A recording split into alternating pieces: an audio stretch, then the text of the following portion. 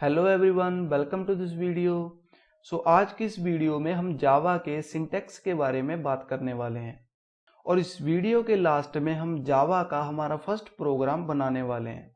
और अगर आपने हमारा प्रीवियस वीडियो नहीं देखा तो सबसे पहले आप एक बार उस वीडियो को देख लीजिए, क्योंकि उस वीडियो में आपको आईडीई के बारे में बताया गया है। और क्योंकि हमारा ये कोर्स बिगनर्स के लिए है तो इस कोर्स में हम किसी भी आईडीई का यूज नहीं करेंगे। हम एक सिंपल नोटपैड एडिटर का यूज करेंगे अपने कोड को लिखने के लिए। और आपको भी यही सजेशंस हैं कि आप भी सिंपल नोटपैड एडिटर का यूज करिए अगर आप जावा सीखना स्टार्ट कर रहे हैं, क्योंकि इससे बेनिफिट ये होगा कि आपको अपने कोड को मैन्युअली कंपाइल करना पड़ेगा और कंपाइल करने के बाद जो डॉट क्लास फाइल जनरेट होगी उस डॉट क्लास फाइल को आपको मैन्युअली रन करना पड़ेगा।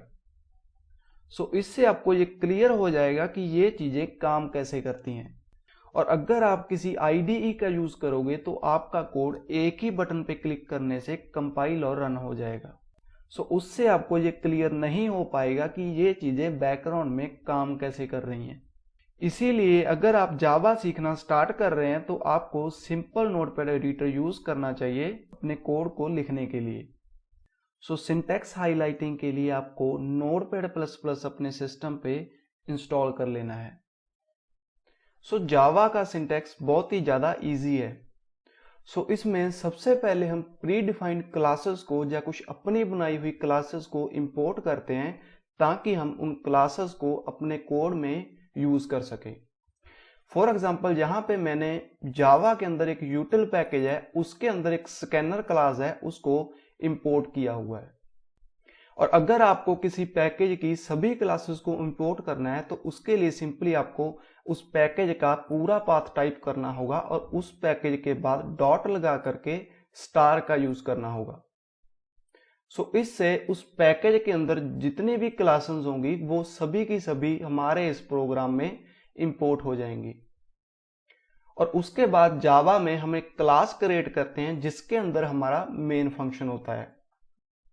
क्लास क्रिएट करने के लिए हम क्लास कीवर्ड का यूज करते हैं और उसके बाद उस क्लास का नेम टाइप करते हैं और उसके बाद कर्ली ब्रेसेस से इसको ओपन एंड क्लोज कर देते हैं।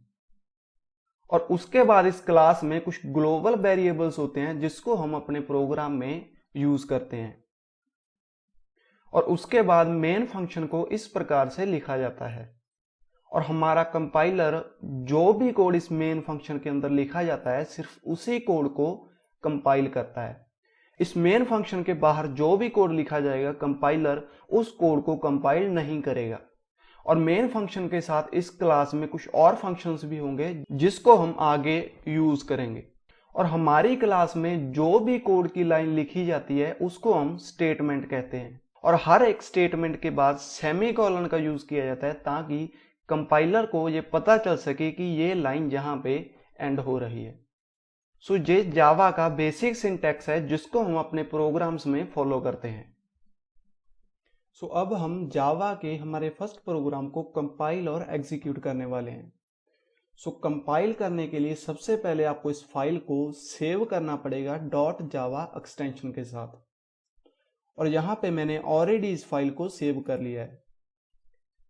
और सेव करते टाइम आपको इस बात का ध्यान रखना है कि जो नेम आपकी मेन क्लास का है वही नेम आपकी इस फाइल का होना चाहिए, अदरवाइज ये यहां पे एरर क्रिएट करेगा। और सेव करने के बाद सिंपली आपको यहां पे अपने CMD को ओपन कर लेना है। CMD ओपन करने के बाद आपको यहां पे टाइप करना है जावा सी। जावा सी का मतलब होता है कि हम जावा के कंपाइलर को यहां पे कॉल कर रहे हैं। और जावा सी लिखने के बाद आपको सिंपली उस फाइल का नेम लिखना है, जैसे कि हमारी इस फाइल का नाम है फर्स्ट प्रोग्राम .java और उसके बाद आपको एंटर की प्रेस करनी है। और यहां पे आपका प्रोग्राम सक्सेसफुली कंपाइल हो गया है।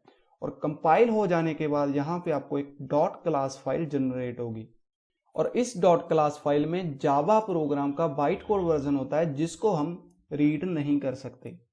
इसको ओनली JVM के द्वारा रीड किया जाता है। और इसके बाद इस डॉट क्लास फाइल को हम एग्जीक्यूट करेंगे। सो एग्जीक्यूट करने के लिए आपको सिंपली यहां पे लिखना है जावा और उस क्लास फाइल का नाम, और इसके बाद यहां पे आपको डॉट क्लास नहीं लिखना है। सो इतना लिखने के बाद आपको सिंपली एंटर की प्रेस कर देना है और यहां पे हमारा प्रोग्राम सक्सेसफुली एग्जीक्यूट हो गया है।